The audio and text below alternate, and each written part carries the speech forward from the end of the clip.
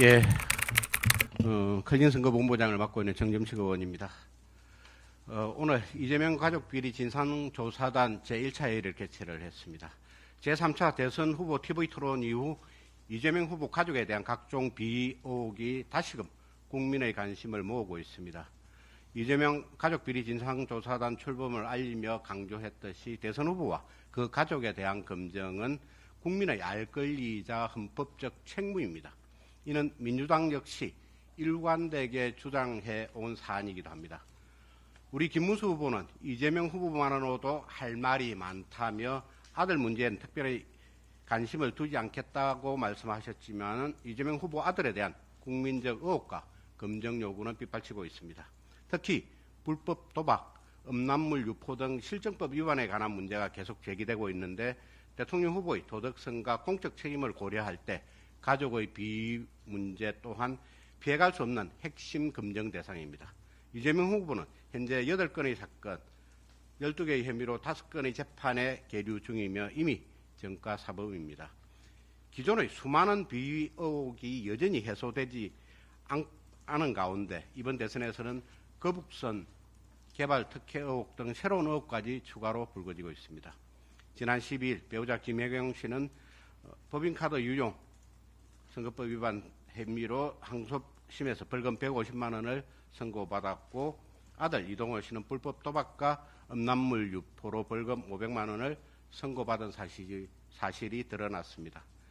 대통령이 되겠다는 후보의 직계 가족 4명 중 3명이 범죄 전력을 갖고 있다는 점에서 이제는 온 가족이 범죄자라는 말까지 나올 정도로 심각한 수준입니다. 이에 우리 조사단은 이재명 가족 비리에 대한 모든 사안에 대해서 조목조목 진실을 밝히고 국민 앞에 소상히 알릴 것입니다. 앞으로 매일 회의를 열고 관련 제보와 사실관계를 철저히 검증해 대통령 후보 가족의 실체적 진실을 밝히겠습니다. 이제 모두 발언은 이것으로 마치겠습니다. 오늘 회의에서는 소위 이동호 씨가 2019년부터 21년까지 약 3년에 걸쳐서 707회에 걸쳐서 인터넷 불법 도박 사이트에 2억 3천만 원 정도를 입금을 합니다. 이번 대선 후보 재산 공개 과정에서 아들의 재산이 뭐 390만 원 정도로 이제 신고를 한 것으로 이렇게 저는 알고 있습니다만 지금으로부터 소위 5년 이상, 5, 6년 전에 과연 아들이 2억 3천만 원이라는 돈을 어디서 마련했느냐 라는 것을 많은 국민들이 관심을 가질 수밖에 없습니다. 그렇기 때문에 특히 이제 707회에 걸친 그 소위 도박 자금 입금 과정에서 특이한 날 이제 가장 많은 자금을 입금한 날이 제가 또 보기에는 2021년 11월 3일입니다. 아침 8시 5분부터 시작해가지고 22시 42분까지 9차례에 걸쳐서 1115만 원을 도박 자금으로 입금을 합니다. 30대 또는 91년, 92년생이시니까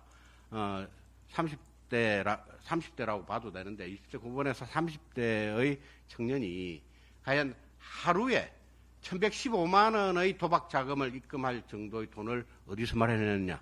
결국은 그거는 누군가로부터 정려를 받았거나 아니면 불법 자금을 가지고 있었다라는 것으로 추정될 수밖에 없는 사항으로 보입니다. 그래서 저희 진상조사단에서는 오늘 오후에 국세청에 이 조세 포탈과 관련한 조세 범칙 사건 조사 요청서를 국세청에 제출을 할 겁니다.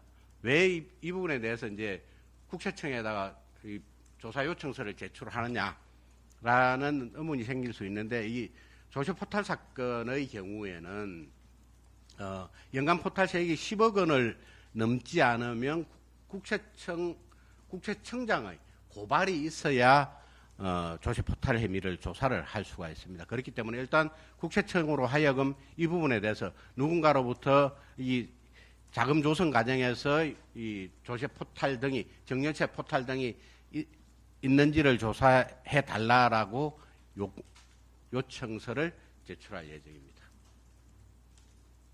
자, 여기에 관해서 또 특별히 뭐 질문하실 분 계신가요? 저희들이 이렇게 이제 여러 가지 말씀을 드리는 것은 어제 이재명 후보께서 여러 가지 뭐 요즘 언론에서 문제를 제기하고 있는 사안들에 대해서 없는 사실을 마구 써서는 안 된다. 일부 언론이 허위 조작에 동조하고 있다. 국민의 주권을 침해하는 행위다 등의 말씀을 하셨기 때문에 이 부분에 관해서도 저희들도 진상조사가 필요하다고 생각을 하고 있습니다.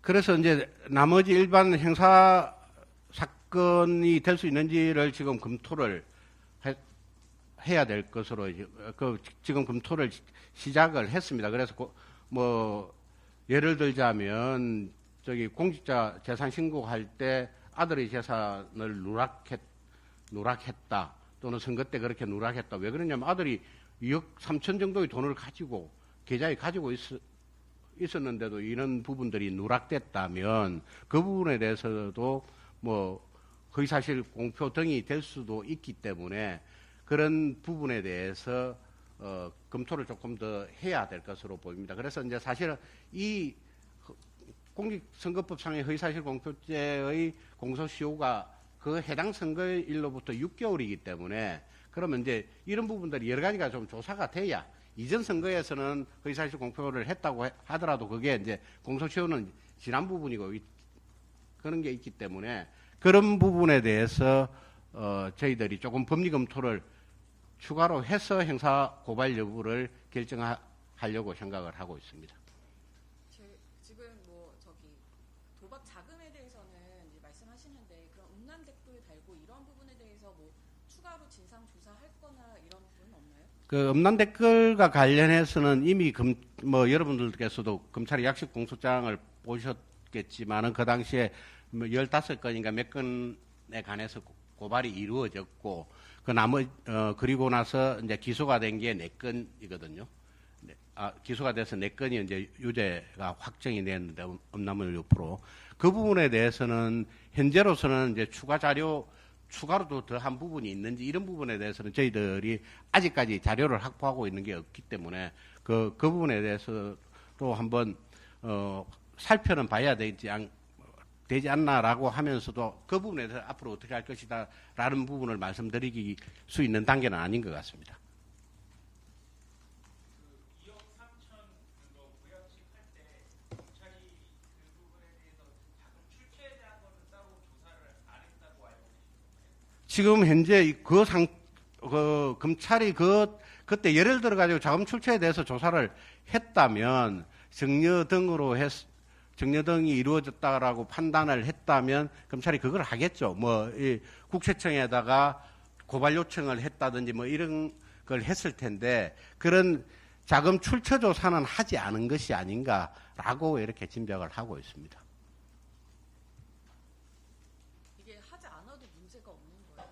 당시의 사건 이제 이 사건에 관한 거는 기본적으로 고발된 사건은 불법 도박 그리고 도박이 있었는지의 여부와 이제 소위 음란물 유포에 대한 그런 고발 사건이기 때문에 그 검찰이 제가 말씀을 드렸듯이 기본적으로 조세 포탈 사건은 국세청의 고발이 있어야 검찰이 수사를 할 수가 있습니다. 그런 측면 때문에 아마 그런 따로 조사를 하지 않은 것은 아닌가라는 생각을 가지고 있죠. 예, 감사합니다.